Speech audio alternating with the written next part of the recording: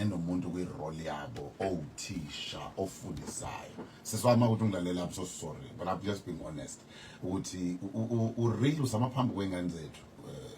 uyifundi ake assume ukuthi konke lokho kushiwa kuyiqiniso ngoba nawe nelakhi side le story wathi umusixoxa zabe sihlube ngalesi sizwile mawukuthi konke kunjengoba sitsheliwe namhlanje ume khona ingane yakho isineyintsolo zokuthi rape ingane wagijima wayokhuluma lokho ukuthi nguya yakwazi umunye umntwana phinde yakwazi umunye futhi babili abantwana bakho bakwaziwayo kulokhu waphinde futhi wakhona imizamo ihlanganisayo wena njengomama bese uphinde umaphambi kwengane zethu uyifundise nje ukhululeke impela nje ukhululeke kazwa wona umnyango nabahloli ke o director baphethe we district yesiyingi leso kokuba uthisha omuhle kwi-maths ngabe i-maths ngabe isiZulu khona kunye uphinde ukufundise futhi ngale ekhaya ngoba phela ingane imizela ayizile ukuzofunda akuphela iphinde ifunde nendlela yokuyiphatha uyithine zethu ume zakho uyisupport kanje ngikusho lokhu ngiassume ukuthi konke lokho abakushilo kuyiqiniso uthini nombolo ngathi nombolo nje imini selodwa okunye okususa qinisa ukuthi umuntu okhulumeni uma yakwazi ukwenza ifraud eyenza uhulumeni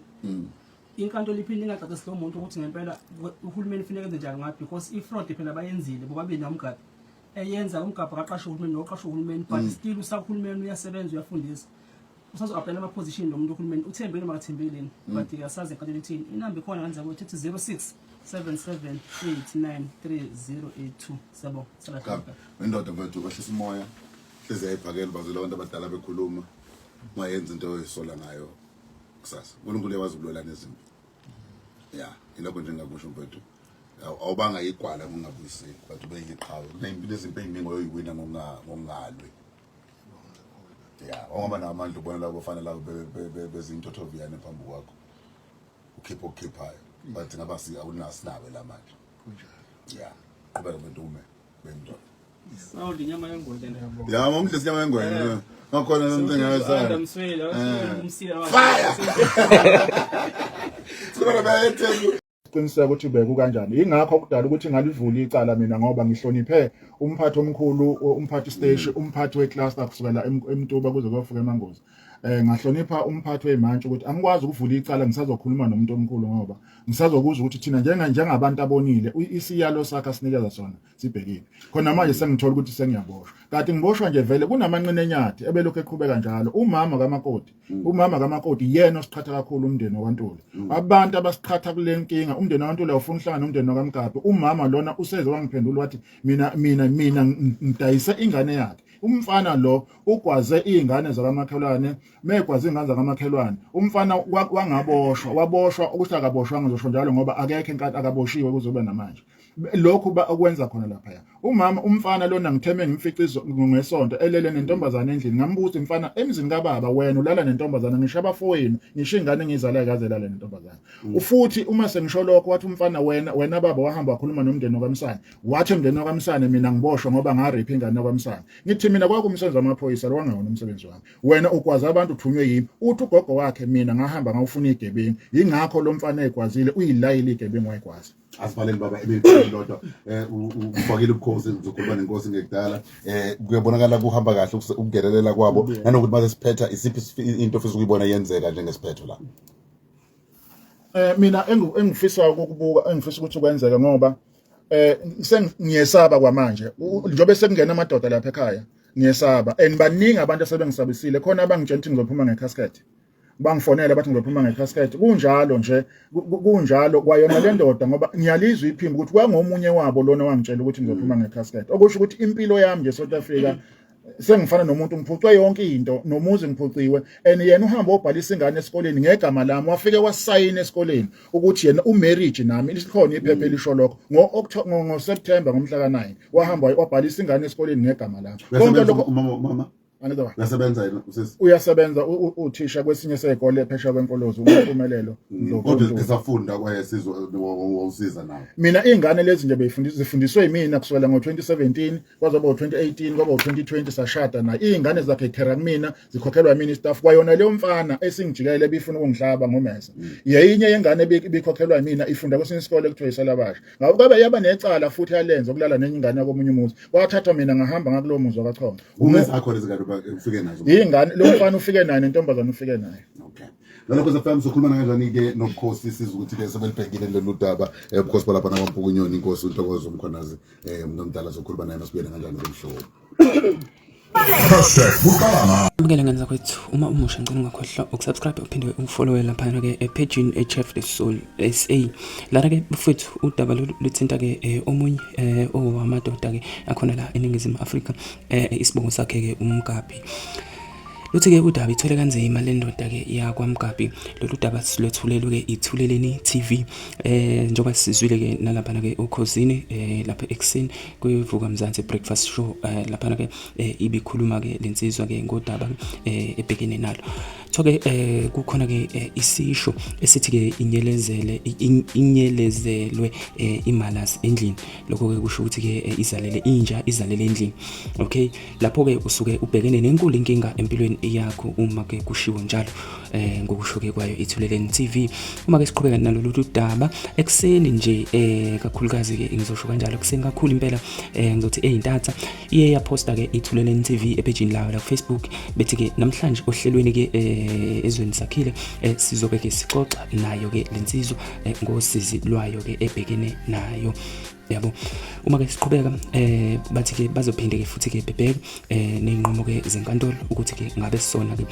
zithini ke kuyona ke yonke lento ke ebhekene nalensizwa yakwaMkapi. Njengoba ke ethe uyafika ekhaya kwabo ke wafica ke ishende ligcwele ke indlu elifakwe uyena ke loyo obengunkosikazi ke wakhe. Ishende ke ndini lelo ke elinesikhundla ke esizokhansela ke khona lapha ngaphesheya kuthukela kwelinye ke leqembu ke elithile lepolitiki ke elikhona ke khona kulohulumeni wobumbano ke obusayo njengamanje. Okay, usiqhubeka nalolu daba ngani zakwethu ke ukuthi ke kwenzakalani ke lapho ke sithebe ke sebeqhubeka ke nokuthi ke baloke be-update abantu ngalo lo daba. Kanti ngani zakwethu abantu baye bakhuluma besho ke into ehlukahlukene ke kulandela ke ukubika kwayo ke Ithuleleni TV ngalolu daba enkundleni ke zokuxhumana ke. Uzamahlubi lapha ke uthe uma commenter wathi ke kodwa ke nani bantu besilisa yekani ke ukuzimba lama red flags amancane enikwabona ke kubantu besifazana ke ngenxa yokudidwa ubuhle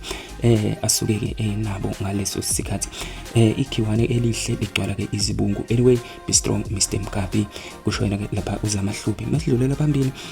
uMadludla lapha ke kacebisa uthi ke amathanga ahlanzelayo abangana amabhodwe. Kunabantu ke abahlezi emendweni yabo ke bekezelele into ke oyibona kahle ukuthi ke ayikho kodwa ke bahlale. Mr Mkapi ayikho ke imvula enetha ke unyaka wonke. Konke kuzodlula ke sinawo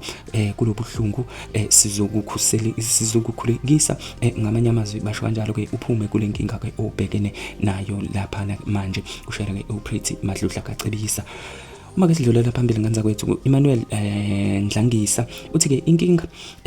ukungalusi madoda. Indoda ke eyelusa yaqhathwa iyazi kumele yenzeni emzini kayise ke esimeni ke esinje. Ijele ke linani kanti insizwa ke okay uthi ke insizwa ke salimba ke okay izinsizwa zisalimba ke igodi ke uthi ke mangiye kubaba mkhulu kade ke ngifika ke ukufakwa ke umuno esweni. Okay lona ke uphaka impilo uyayiphaka impi uthi ke kushuthi ke uma kukhona ke into oyibona ukuthi ke ayenzeki kahle ke icazululwa ke ngalendlela ke asho ngayo yena ngokwakhe. Alright, masidlulela phambili ngani zakwethu uZamatembe uthi ke okunye sisidalela thina ukuthi ke sibulawe bakithi kusho ke umuntu wesifazane njalo ukhuluma kanje ukuthi ke sibulawe bakithi udaba lalo baba ke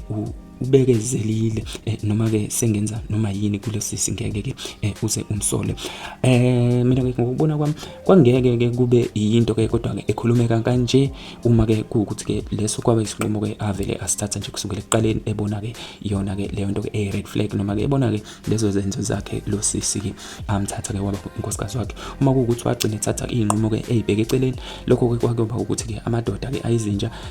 amadoda ke enza nanoma kanjani ke uma ke awanangqondo yokucabanga uma ke ebhekene nezimo ezifana nalezi. Kodwa ke asidlulele phambili ngane kwethu sizwe ke eminye imibono yabanye abantu. uPriscilla laphana ke wakwamwelasi uthi ke lento ke yothando ayisekho, kuhle nje umuntu ke azithuthukise ke ngempela manje ke